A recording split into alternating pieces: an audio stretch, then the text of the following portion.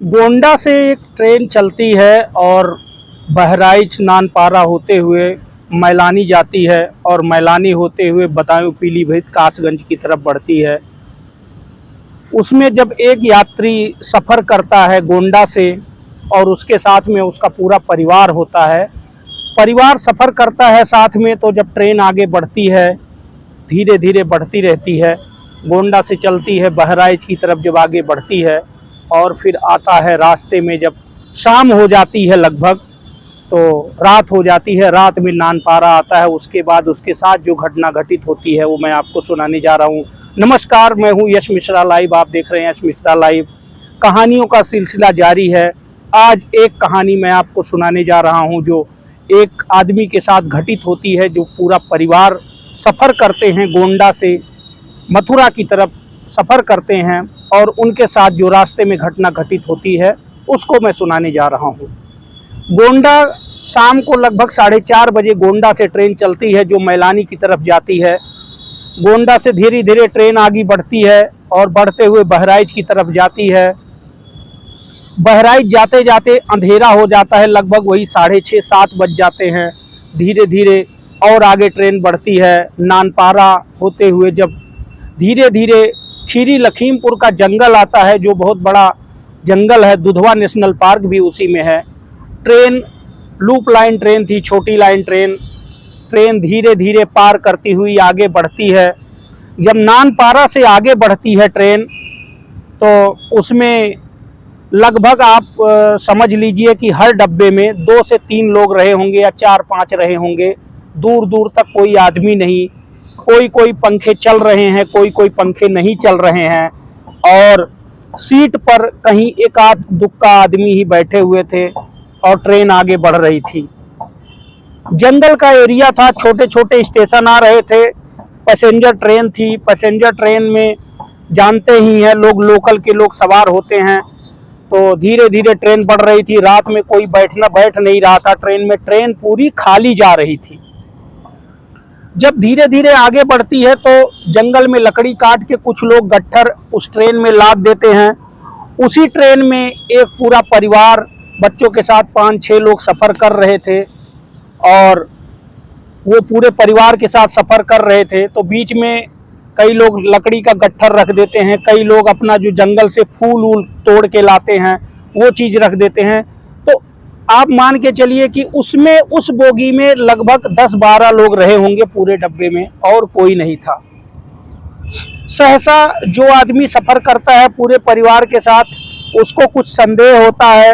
उसका जो छोटा भाई होता है उसको कुछ संदेह होता है और वो संदेह जब करता है तो अपने बड़े भाई को बताता है कि भैया आप जो है एक बार इसको देखिए, यहाँ पर जो है 2-3 लोग जो बैठे हुए हैं, यहाँ पर 2-3 लोग जो बैठे हुए हैं, मुझे ऐसा लग रहा है कि ये लोग चोर हैं। उसको संदेह होता है, लेकिन उसका बड़ा भाई जो होता है उसको लगता है कि अगर मैं कुछ बोलता हूँ तो हो सकता है यहाँ पर ना कोई पुलिस की व्यवस्था, ना कोई आरपीएफ भी ट्रेन में 2002-3 की बात बता रहा हूँ, उस समय बहुत कम होता था कि रात में पैसेंजर ट्रेन में आरपीएफ चले।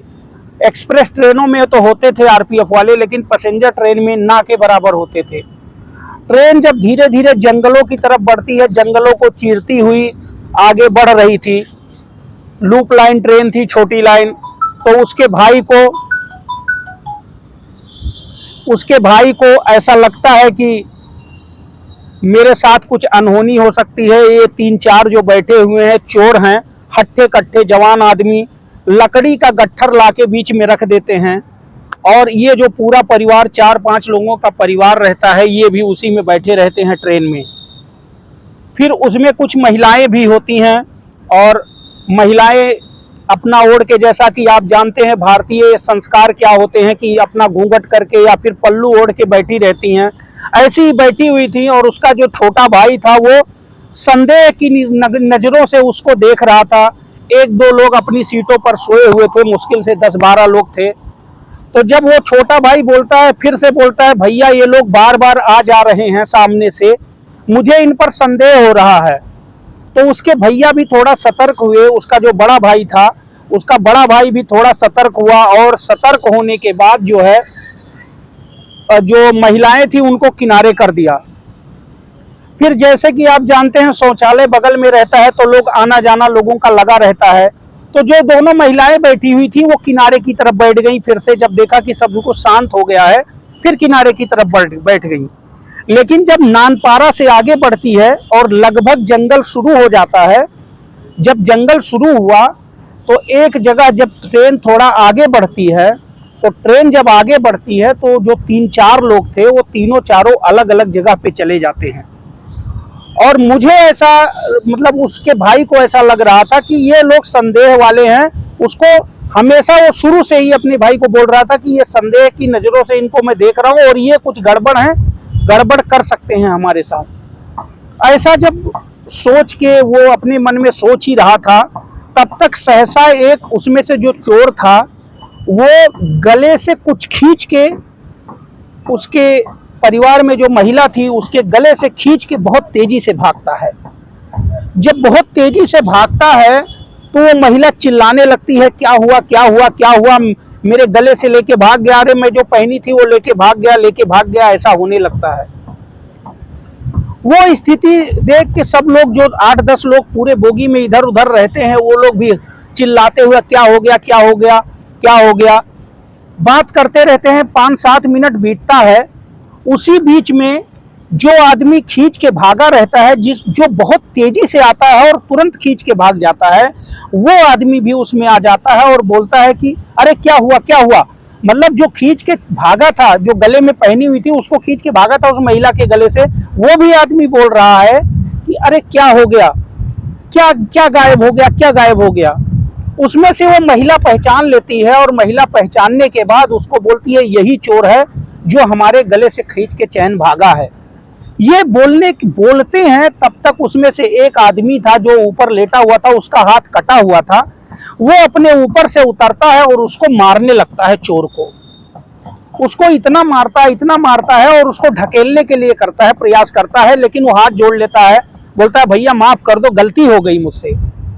और वो पाता क्या है चोर, उस महिला के गले से ज्यूतिया पाता है। जो गले में आप देखे होंगे हिंदू धर्म में एक त्योहार होता है ज्यूतिया होता है, उसमें महिलाएं गले में लाल कलर का जो है धागा पहनती हैं, वही धागा वो महिला पहनी हुई थी और वो धागा लेके भागता है और उसके हाथ कुछ नहीं आता। इसीलिए वो आदमी दोबारा आके पूछता है क्या हो गया क्या हो गया। उसके बाद उसको बहुत पीटा जाता है। पीटने के बाद उसको जो है लोग बोलते हैं पुलिस के हवाले कर दो, लेकिन वो इतना डर जाता है, इतना हताश हो जाता है, तो हाथ जोड़ के माफ़ी मांगता है और वो बोलता है कि अब मुझे माफ़ कर दो, अब मैं चोरी नहीं करूँगा। तो उसके बाद में जिस आदमी ने उसको पीटा था, ऊपर से जो उतरा था आदमी, उससे पूछा गया तो उसने बोला कि हमारे साथ भी ये घटनाएं हो गई हैं, कई बार हुई हैं हमारे साथ। ये अक्सर लोग नानपारा से बैठते हैं और मैलानी तक जाते हैं और इस बीच में अगर कोई इनको मिल जाता है या कोई इनके हाथ लग जाता है तो उसका हाथ साफ कर देते हैं, मतलब उसका चुरा लेते हैं बहुत सी चीज़ें। अब तो फिलहाल ऐसी स्थिति शायद वहाँ नहीं है, क्योंकि लगभग वहाँ पर जो है छोटी लाइन का संचालन बंद हो चुका है, अब बड़ी लाइन हो गई है। लेकिन ये 2002-3 की घटना मैं आपको बता रहा हूँ, ये घटना सच्ची घटना है, ये घटित हुई थी। तो इस घटना से ये सीख मिलती है कि जब आप ट्रेन में कहीं सफ़र करें या फिर किसी बस में सफ़र करें तो सतर्क रहें, सावधान रहें, अपने अगल बगल की भी चीज़ों को देखें, अपने अगल बगल क्या घटित हो रहा है उसको ज़रूर देखना चाहिए और सतर्क रहना चाहिए, क्योंकि बाहर किसी पे विश्वास करने लायक नहीं है। बहुत ही कम लोग ऐसे होते हैं जो विश्वास पात्र होते हैं, नहीं तो कितने लोग कुछ खिला के बेहोश कर देते हैं, आदमी का लूट लेते हैं। ऐसा पुलिस वाले भी कहते रहते हैं कि आपको किसी के बहकावे में नहीं आना चाहिए, अपने बुद्धि विवेक का इस्तेमाल करके तुरंत पुलिस को सूचित करें, आरपीएफ को सूचित करें उनके नंबरों पे, यही कहते हैं। तो इस कहानी से यही सीख मिलती है। अगली कहानी में कुछ नई कहानी के साथ आपके साथ फिर हाजिर होऊंगा, तब तक के लिए नमस्कार। और एक विनती आप लोगों से, एक निवेदन है कि हमारे चैनल यश मिश्रा लाइव को आप सब्सक्राइब करें और बेल आइकन प्रेस जरूर कर दें, ताकि अगर नए वीडियो हम डालते हैं तो आपको अपडेट तुरंत मिल जाया करें। अगली बार किसी और नई कहानी के साथ आप लोगों के साथ हाजिर होऊंगा, तब तक के लिए नमस्कार।